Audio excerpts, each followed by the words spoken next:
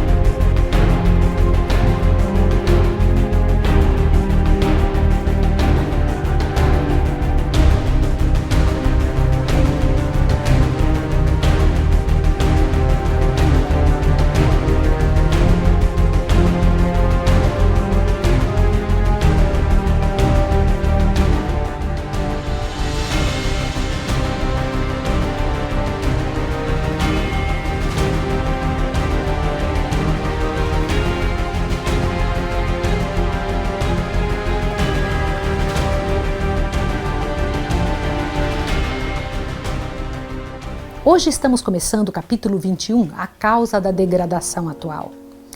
Ao pregar a doutrina do segundo advento, Guilherme Miller e seus companheiros haviam trabalhado com o único propósito de despertar os homens ao preparo para o juízo.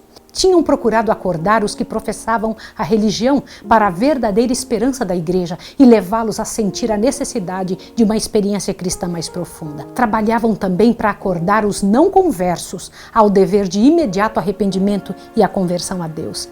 Não faziam tentativas para converter os homens a uma seita ou um partido em matéria de religião. Daí o trabalharem entre todas as facções e seitas, sem interferências ou com sua organização ou disciplina. Pensava em beneficiar a todas. Todo o seu objetivo, como ele dizia, todo o meu objetivo se concentrava no desejo de converter almas para Deus, cientificar o mundo do juízo vindouro e induzir meus semelhantes a fazer o preparo de coração que os habilitaria a encontrar-se com Deus em paz. Como sua obra tendia a edificar as igrejas, foi por algum tempo olhado com favor. Mas, decidindo-se os pastores e os dirigentes religiosos contra a doutrina da segunda vinda de Cristo, não somente se opuseram a ela do púlpito, mas também negaram aos seus membros o privilégio de assistir às pregações sobre o assunto, ou mesmo falar de tal esperança nas reuniões de oração da igreja. No verão de 1844, aproximadamente 50 mil se retiraram das igrejas por causa disso. Por que eles se retiraram? Porque eles queriam ter chance de falar sobre esse assunto. E como em suas igrejas não se podia, então eles preferiram sair da igreja e se associar a Miller. Deixa eu comentar uma coisa com você. 50 mil pessoas é bastante, sim ou não? Foi esse o número. Mas por favor, observe isso que eu vou lhe falar agora. Por esse tempo, uma assinalada mudança se presenciou na maioria das igrejas dos Estados Unidos. Havia muitos anos que se vinha verificando uma conformação cada vez maior, gradual, porém constante, com as práticas e costumes do mundo, e bem assim um declínio correspondente na verdadeira vida espiritual. Mas naquele ano, evidenciou-se uma decadência súbita e notável em quase todas as igrejas do país. Se bem que ninguém parecesse capaz de indicar a causa, o fato em si mesmo era largamente notado e comentado tanto pela imprensa como do púlpito. Do que é que esta passagem está falando? Guilherme Miller estava pregando, mas os pastores disseram: não quero que seja falado esse assunto. A maior parte saiu de dentro das suas igrejas e se uniram na mensagem do advento. Agora te assuste. Mas também se percebeu que entre aqueles que ficaram, houve um decréscimo de fé e uma volta para os costumes mundanos. Por quê? Observe agora. Com Com o prosperar dos negócios e as brilhantes perspectivas do comércio e da indústria, aumentou o espírito de mundanismo. Isso se dá com todas as denominações. No mês de fevereiro do mesmo ano, o professor Finney, do Colégio Oberlin, disse: a apatia espiritual invade quase tudo e é terrivelmente profunda. Assim testifica a imprensa religiosa de todo o país. A moda invadiu a igreja. Semelhante condição nunca prevalece sem causa na própria igreja. As trevas espirituais que caem sobre as nações, igrejas e indivíduos são devidas à não retirada arbitrária do socorro da graça divina por parte de Deus, mas à negligência ou rejeição da luz divina por parte dos homens. Como assim? Não é Deus que deixou de ajudá-los. Foi eles que negaram a Deus e por isso voltaram-se para as práticas do mal. Exemplo disso se viu no povo judeu, que ao rejeitarem a verdade perderam todo o desejo do dom do céu. Tinham posto as trevas pela luz e a luz pelas trevas, até que a luz que neles estava se tornou em trevas. E quão grandes trevas eram aquelas! Convém à política de Satanás que os homens conservem as formas de religião, embora falte o espírito de piedade vital. Depois de terem rejeitado o evangelho, os judeus continuaram zelosamente a manter seus antigos ritos. A profecia de Daniel apontava tão insofismavelmente para o tempo da vinda do Messias e tão diretamente lhes predizia sua morte, que eles desanimavam o estudo dessa profecia. E finalmente os rabis pronunciaram a maldição sobre todos que tentassem fazer uma contagem de tempo. E em sua cegueira e impenitência, o povo de Israel tem permanecido por 1900 anos. Deixa eu comentar. Igual o povo do tempo de Jesus, os rabinos e o povo judeu, aquele povo da época de Guilherme Miller, também tinham tomado a mesma posição. Eles tinham visto que estava certo a contagem de tempo, sabiam que estava certo, mas aquilo tinha sido falado tantas vezes que eles resolveram parar de acreditar nisso. Onde quer que exista a causa idêntica, os mesmos efeitos se seguirão. Onde a mensagem da verdade divina é desdenhada e tratada levianamente, ali a igreja se envolve em trevas, esfriam a fé e o amor, entram a separação e a discórdia. Os membros das igrejas centralizavam seus interesses e energias em empreendimentos mundanos e os pecadores se tornam endurecidos em sua impenitência. A mensagem do primeiro anjo de Apocalipse 14, anunciando a hora do juízo e apelando para os homens a fim de o temer e adorar, estava destinada a separar o povo professo de Deus das influências corruptoras do mundo e despertá-lo a fim de ver seu verdadeiro estado de mundanismo e apostasia. Deus enviou à igreja esta mensagem, uma advertência que, se fosse aceita, teria corrigido os males que a estava apartando dele.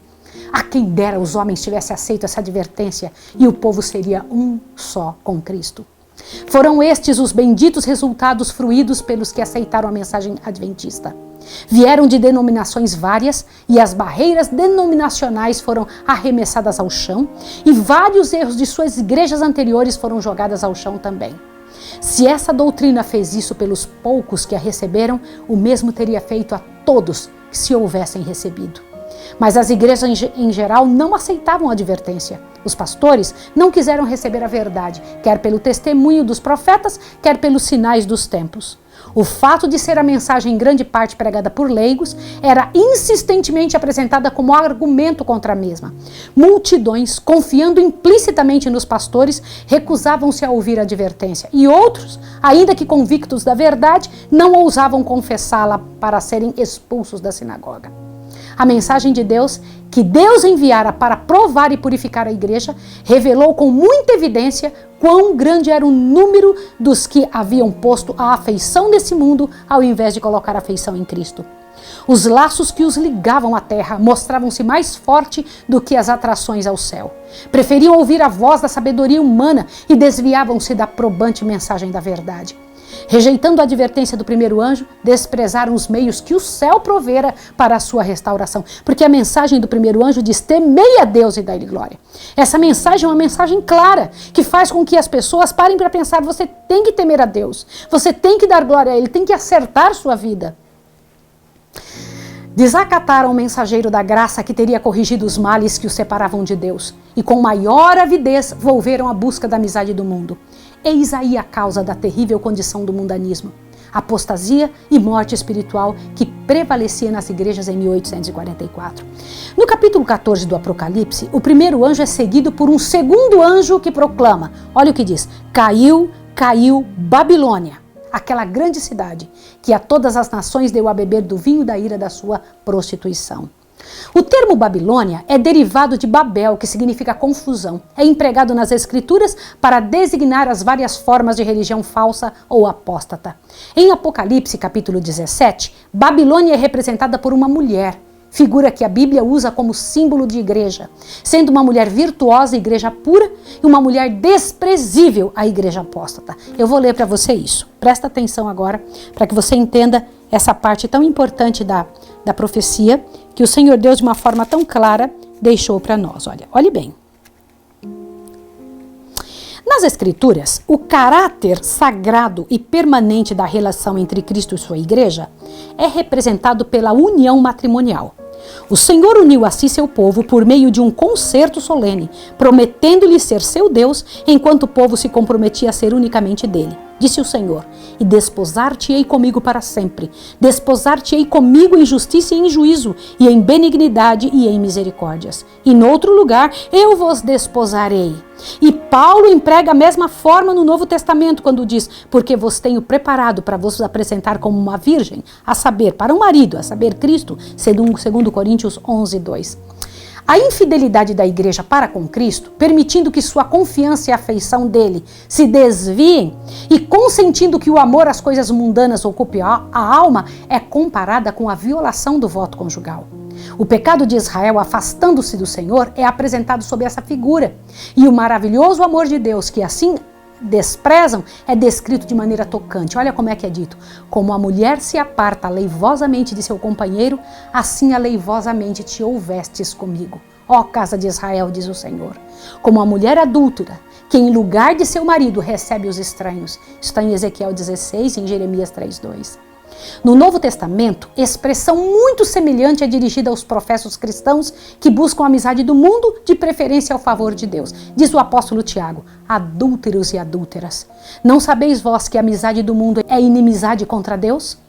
Portanto, qualquer que quiser ser amigo do mundo, constitui-se inimigo de Deus. A mulher, Babilônia, de Apocalipse 17, é descrita como estando vestida de púrpura e de escarlata e adornada com ouro e pedras preciosas e pérolas. Tinha na mão um cálice cheio de abominações e da imundícia, e na sua testa estava escrito um nome que é mistério: a grande Babilônia, a mãe das prostituições. Olha que impressionante. Diz o profeta: vi que a mulher estava embriagada com o sangue dos santos. Essa mulher, essa igreja, estava embriagada com o sangue dos santos. Você não precisa ir muito longe para saber qual foi a igreja que matou uma quantidade tremenda dos filhos de Deus. Diz o profeta: vi a mulher que estava embriagada do sangue dos santos e do sangue das testemunhas de Jesus. Declare ainda que Babilônia, a grande cidade que reina sobre os reis da terra, de Apocalipse 17, 4, 6 e 18, o poder que por tantos séculos manteve despótico domínio sobre os monarcas da cristandade, é Roma. A cor púrpura e escarlata, o ouro, as pedras preciosas, pérolas, pintam ao vivo a magnificência e extraordinária pompa ostentada pela altiva sede Roma. E de nenhuma outra potência se poderia dizer, com tanto acerto, se poderia declarar que está embriagada do sangue dos santos, como daquela igreja que tão cruelmente tem perseguido os seguidores de Cristo. Babilônia também é acusada do pecado da relação ilícita com os reis da terra. Foi pelo afastamento do Senhor e da aliança com os gentios que a igreja judaica se tornou prostituta. E Roma, corrompendo-se de modo semelhante ao procurar o apoio dos poderes do mundo, recebe condenação idêntica. Declara-se que Babilônia é a mãe das prostitutas. Espera aí. A Babilônia é mãe das prostitutas. Presta atenção nisso. Como suas filhas devem ser simbolizadas as igrejas que se apegam às suas doutrinas e tradições, seguindo-lhe o exemplo em sacrificar a verdade e a aprovação de Deus, a fim de estabelecer uma aliança ilícita com o mundo. Eu vou precisar explicar isso de uma forma especial.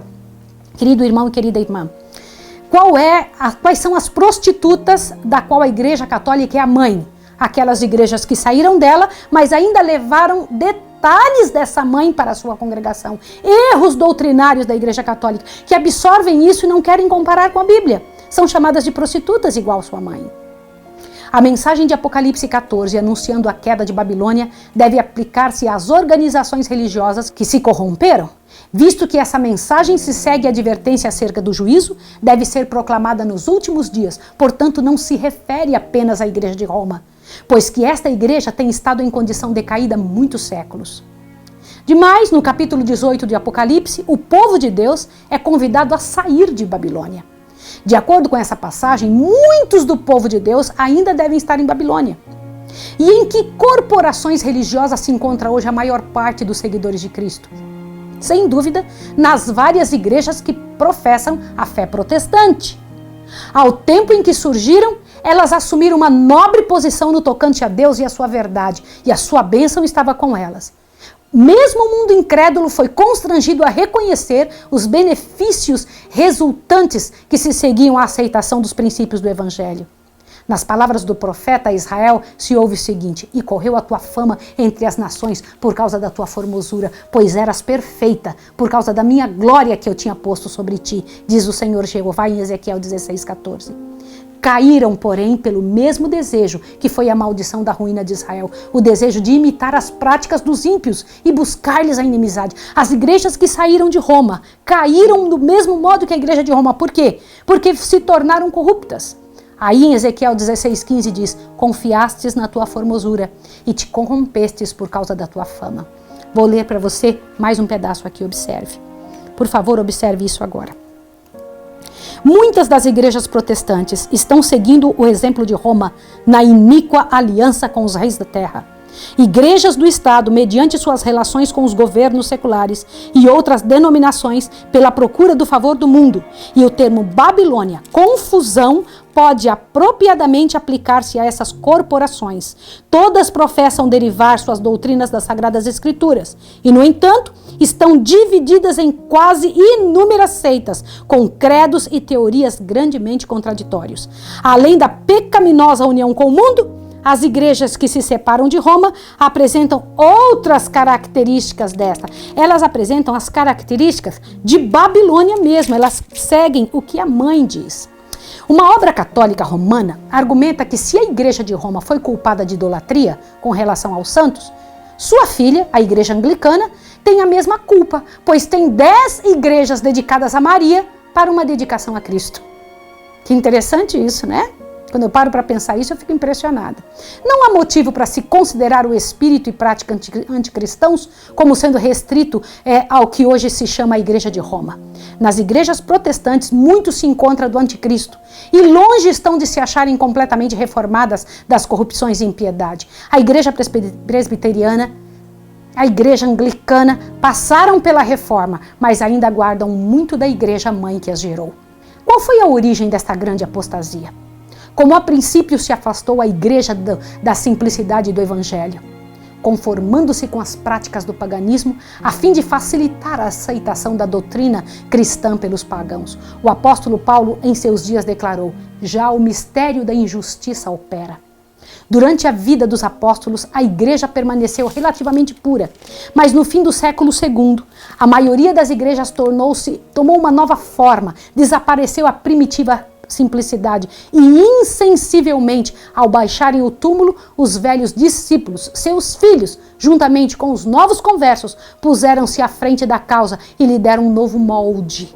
Uma inundação pagã invadiu a igreja, trouxe consigo seus costumes, práticas e ídolos. Entendeu? Os pais tinham uma maneira de pensar. Os filhos começaram a pensar: peraí, eu vou dar uma modificada na maneira de enxergar a religião. Não se tem repetido o mesmo caso em quase todas as igrejas que se intitulam protestantes? Aceitam o que Deus condena. Não nos esqueçamos que a amizade do mundo é inimizade contra Deus. Professar uma religião tornou-se moda no mundo hoje. Governantes políticos, advogados, médicos, negociantes entram para a igreja como meio de alcançar o respeito e a confiança da sociedade e promover os seus próprios interesses mundanos. Procuram encobrir sobre o manto de cristianismo todas as suas transações injustas, as várias corporações religiosas gordas da riqueza e da influência dos mundanos batizados. mais ainda se empenham em obter maior popularidade e proteção. Pomposas igrejas, embelezadas de maneira a mais extravagante, erguem-se nas movimentadas avenidas. Os adoradores vestem-se com luxo e de acordo com a moda. Elevado salário é pago ao talentoso pastor para entreter e atrair o povo. Seus sermões não devem tocar nos pecados populares, mas deverão ser suaves e agradáveis aos ouvidos da aristocracia. Comentando a atitude atual dos professos cristãos para com o mundo, diz um dos principais jornais seculares: insensivelmente a igreja tem seguido o espírito da época e adaptado suas formas de culto às necessidades modernas.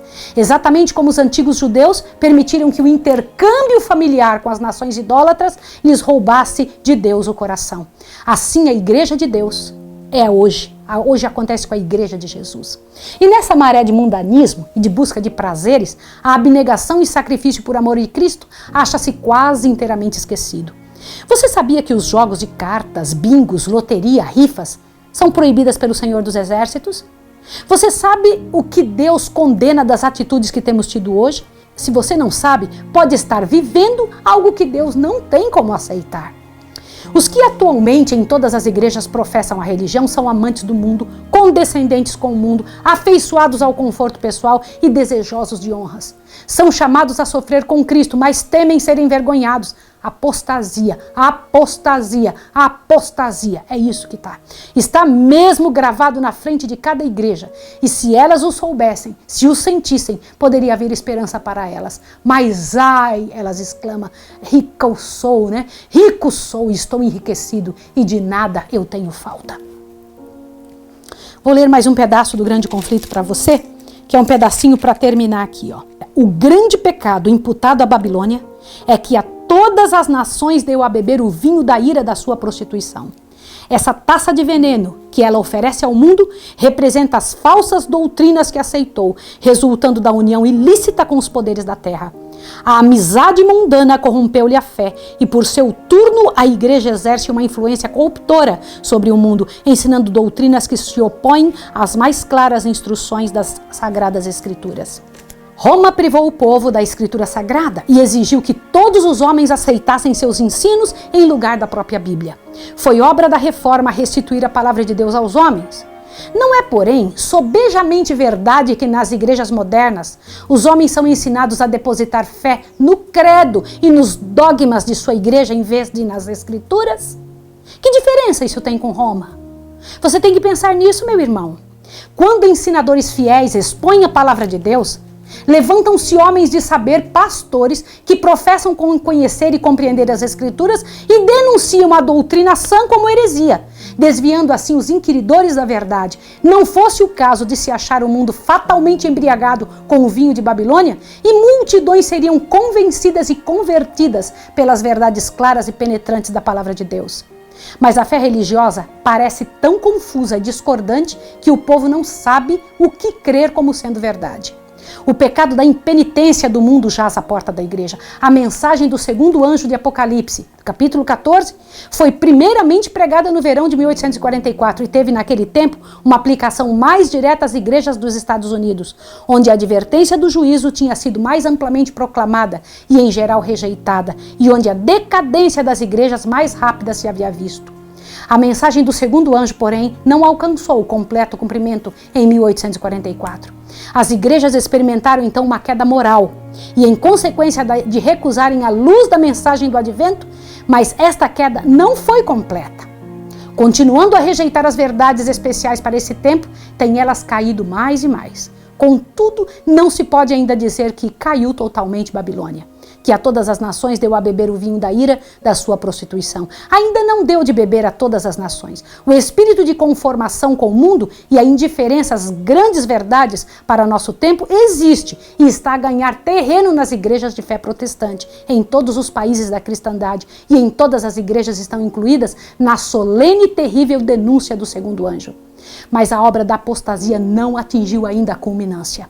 A Escritura Sagrada declara que Satanás, antes da vinda do Senhor, operará com todo poder e sinais de prodígio de mentira e com todo engano de injustiça, e aos que não receberam o amor da verdade para se salvarem, serão deixados à mercê da operação do erro, para que creiam na mentira.